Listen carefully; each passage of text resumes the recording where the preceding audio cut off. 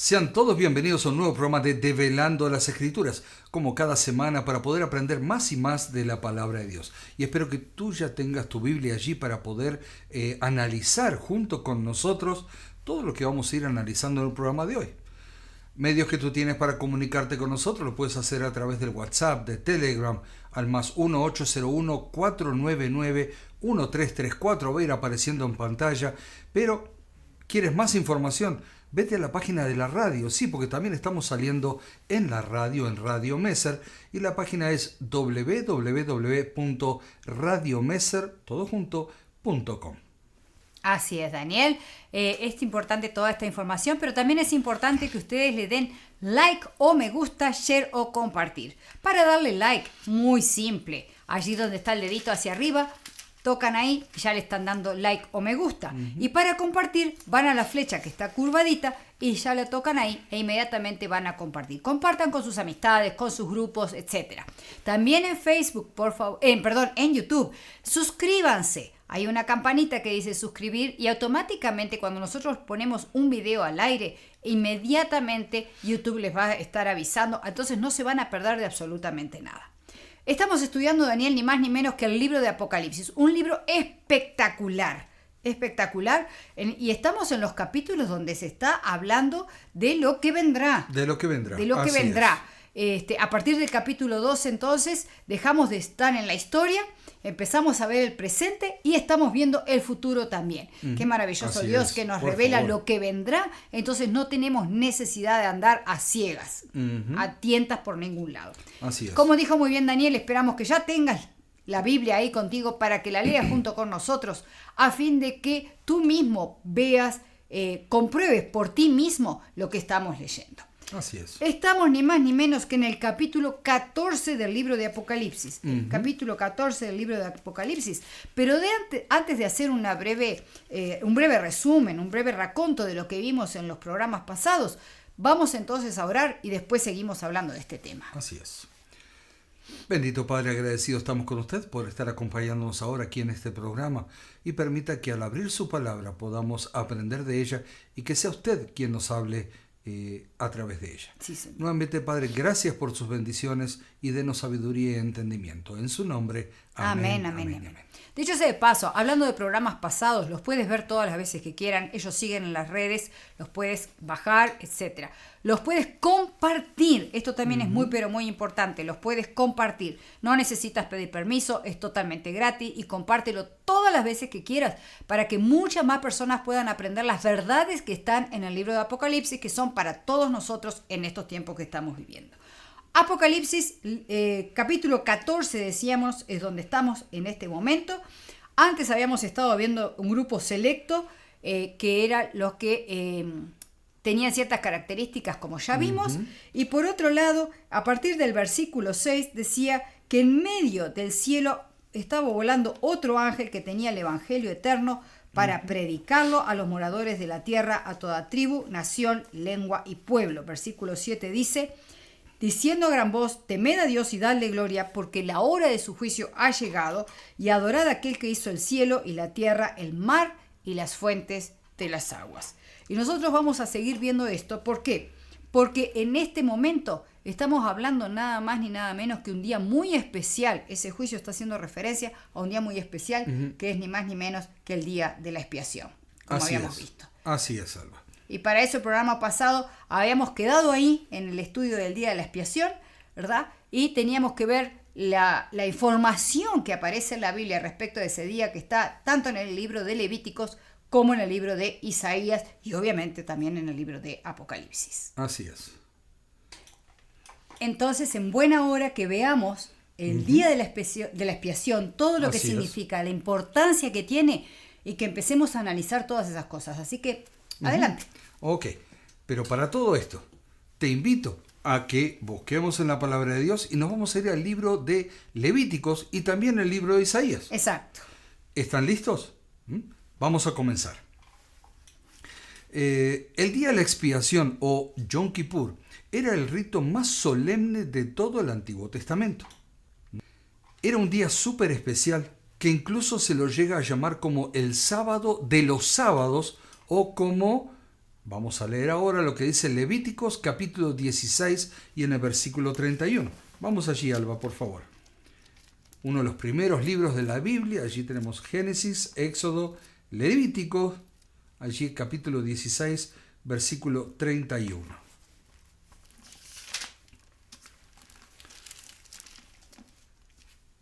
Y allí nos dice: día de reposo es para vosotros, y afligiréis vuestras almas, es estatuto perpetuo. ¿Ok?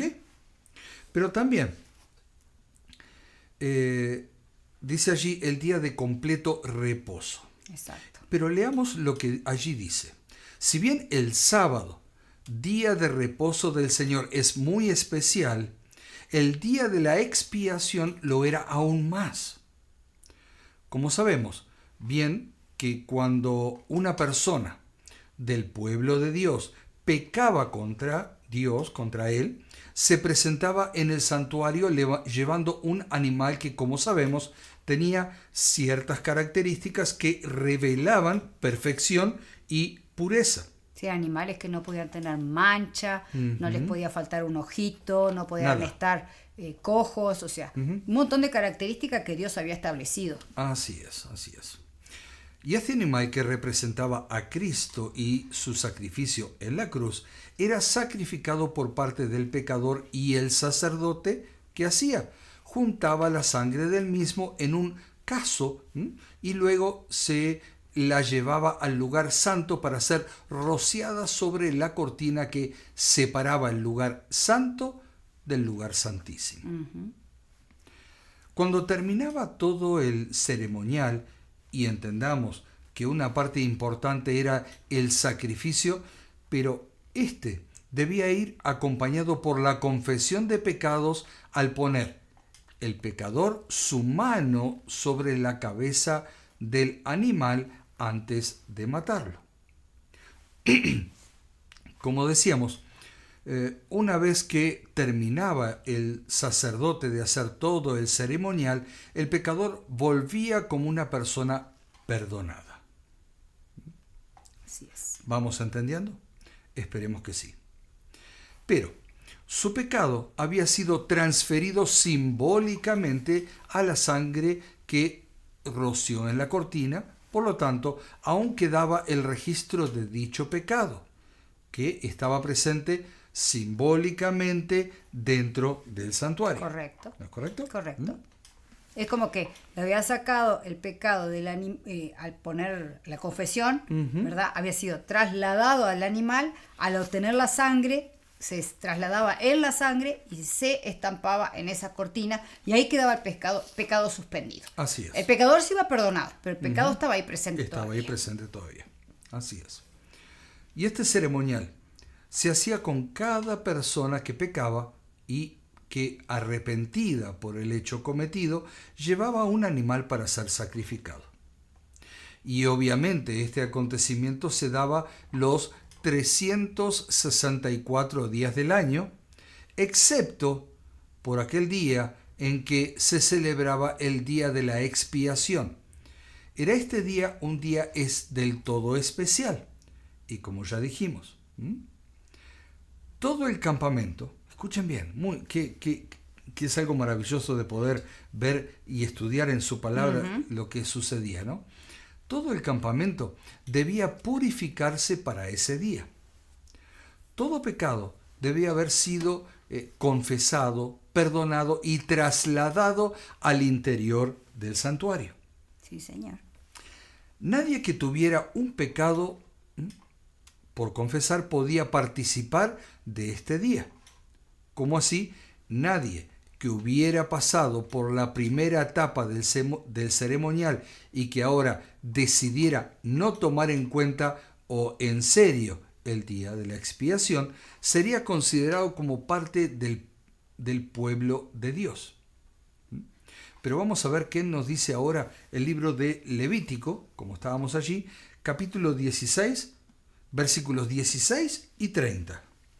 Así purificará el santuario a causa de las impurezas de los hijos de Israel, de sus rebeliones y de todos sus pecados. De la misma manera hará también al tabernáculo de reunión, el cual reside entre ellos en medio de sus impurezas. Y el 30 dice, porque en este día se hará expiación por vosotros, y seréis limpios de todos vuestros pecados delante de Jehová. Así es. ¿Ok? Durante el día de la expiación no se trataba de perdonar pecados, sino de purificación, o en otras palabras, de eliminación. Para este día de la expiación había 3 ofrendas específicas.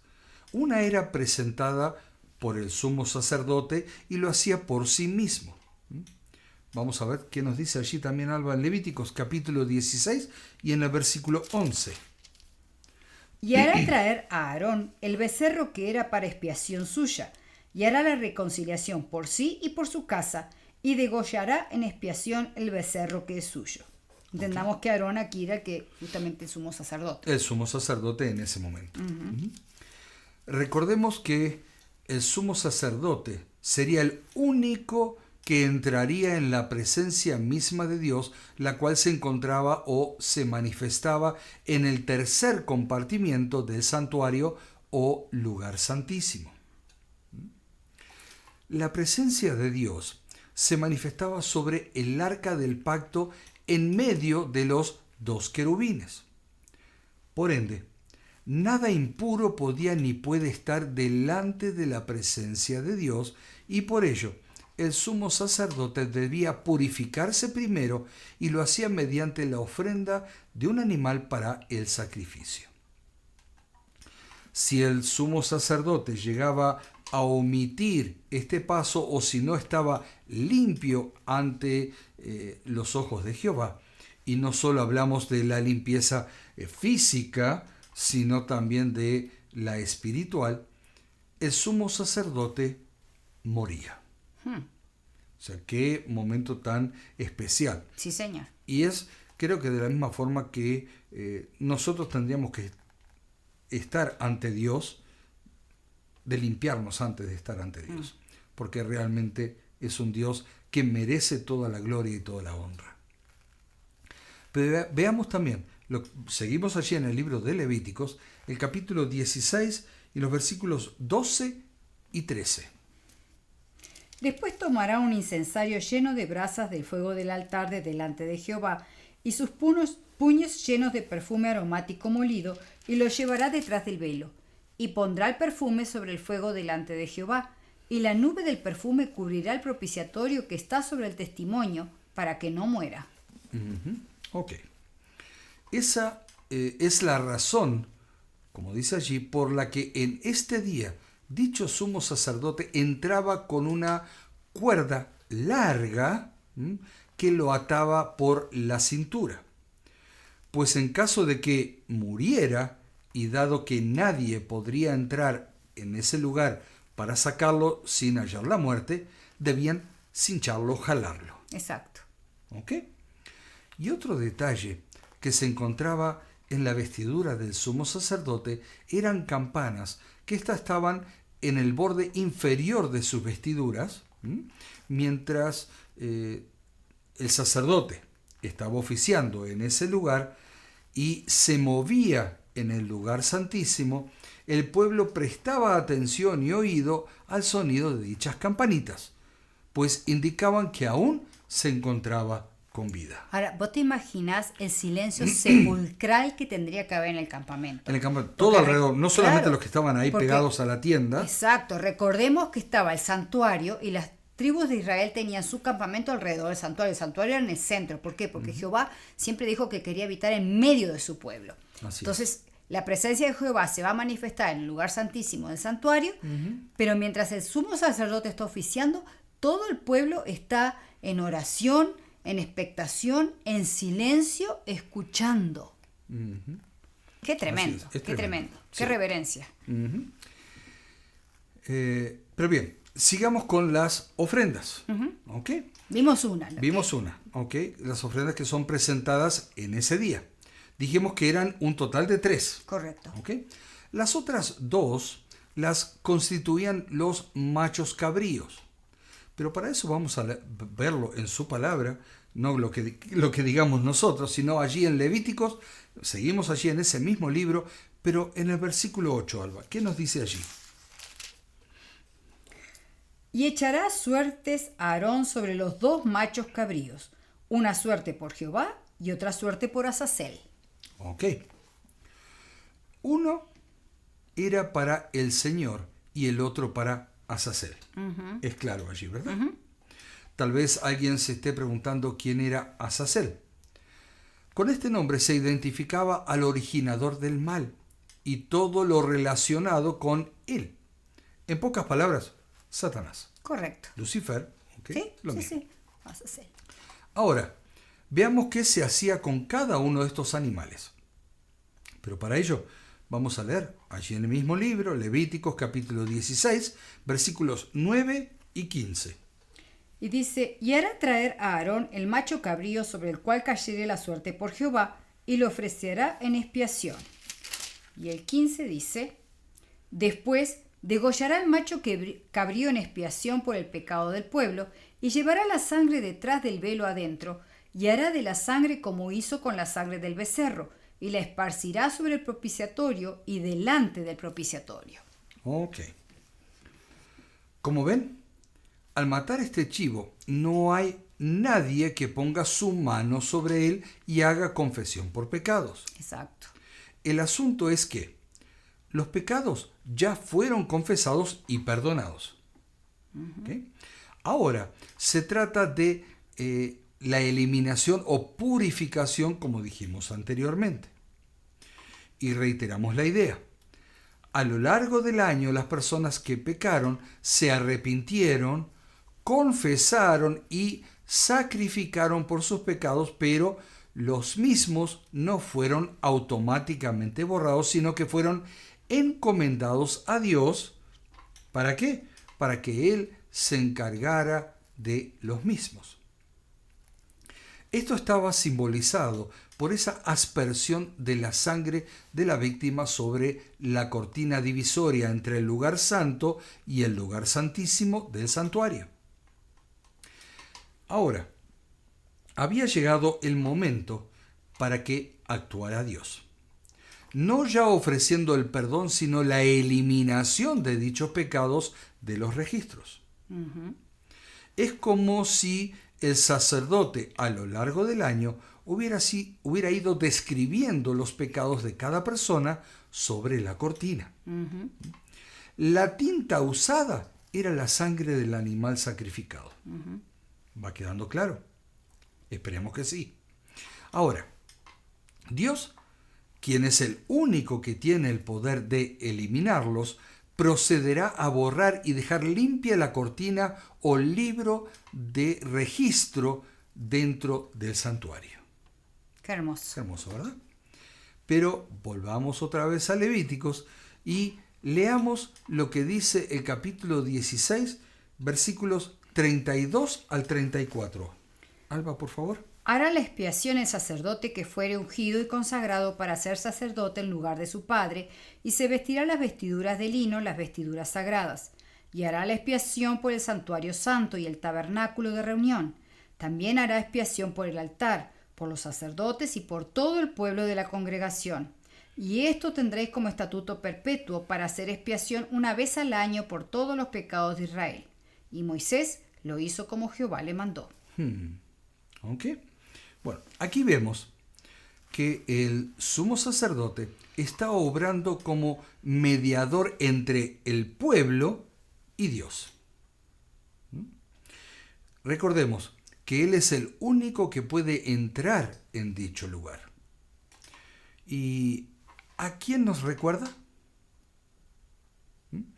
A Cristo, que como bien dice la palabra, Él es el mediador, el único mediador entre Dios y los hombres. Amén. No hay más nadie. Entre Dios y cada uno de nosotros, Cristo. Cristo, nadie más. No hay otro mediador. Entendamos que no hay nadie más que pueda mediar entre nosotros y Dios, y no lo habrá nunca. Aquí no hay, santos, ni familiares, ni ningún humano, por más excepcional que haya sido su vida, que sea sustituto por Dios como mediador entre Él y nosotros. Nadie puede sustituir a Cristo. El único que fue constituido como tal es Cristo. Es Cristo, así es. Y es pura y exclusivamente, como tú dijiste, Salva, Cristo, nadie más. Por eso que debemos aún orar en su nombre y pedirle las cosas directamente a Él.